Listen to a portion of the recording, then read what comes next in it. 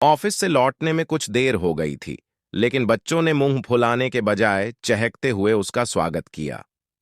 मम्मा, दिल्ली से रजत अंकल आए हैं। हमें उनके साथ खेलने में बड़ा मजा आ रहा है। आप भी हमारे कमरे में आ जाओ, कहकर प्रणव और प्रभव अपने कमरे में भाग गए। आप गेम बीच में छोड़कर नहीं जा सकते अंकल, बैठ जाइए। इनकी बात मान लेने में ही इज्जत है बरखुरदार। जब तक ये खेल खत्म होता है तू भी फेरश हो ले बेटी। रजत को हमने रात के खाने तक रुकने को मना लिया है, विद्याभूषण चहके। वैसे मैं अपूर्वा जी का सिर खाए बगैर जाने वाला भी नहीं था, रजत ने हंसते हुए कहा। किस खुशी में भाई? अपूर्वा पूछना चाहकर भी न पूछ सकी और मुस्कराकर अपने कमरे में आ गई। जब वह फेरश होकर बाहर आई तो बाई चाय लेकर आ गई। चाय की प्याली लेकर वह ड्राइंग रूम की बालकनी में आ गई। चलने से पहले रजत ने पूछा कि क्या वह कल फिर बच्चों से मिलने को आ सकता है, और अपूर्वा के बोलने से पहले ही माम पापा ने सहर्ष सहमति दे दी। चूंकि उसे उसी रात वापस जाना था, अगले रोज रजत अपूर्वा के लौटने से पहले ही आकर चला गया। असहाय और अस्तित्वहीन है। एक शाम घर लौटने पर अपूर्वा ने देखा रजत बच्चों के साथ क्रिकेट खेल रहा था। कुछ देर के बाद वह अंदर आया। निक्की का टूर नहीं बनवा सके? उसने कुछ देर के बाद पूछा।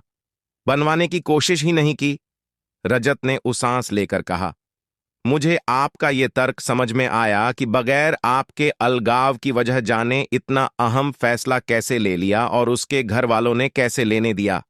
सही कह रहे हैं आप, अपूर्वा ने बात काटी। मां तो मधु मौसी को हर एक छोटी बड़ी बात बताती हैं।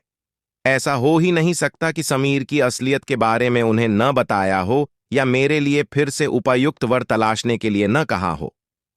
बच्चों को तो रजत से ज्यादा शायद ही कोई और खुश रख सके अपूर्वा, और फिर रजत कोई अल्हड़ छोकरा नहीं, परिपक्व पुरुष है।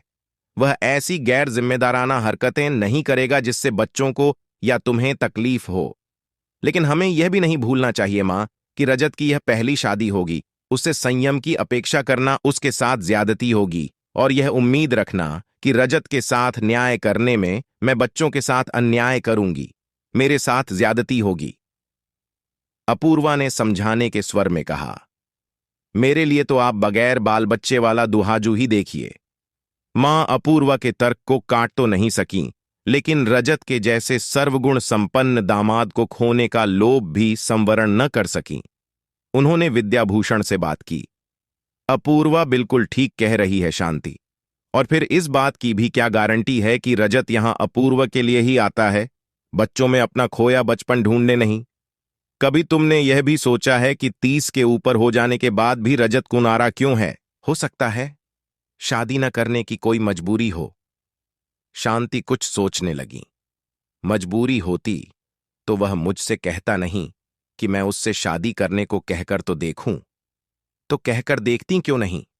अगर उसने अपूर्वा का हाथ मांगा तो क्या कहूंगी? वही जो अपूर्वा ने तुमसे कहा है।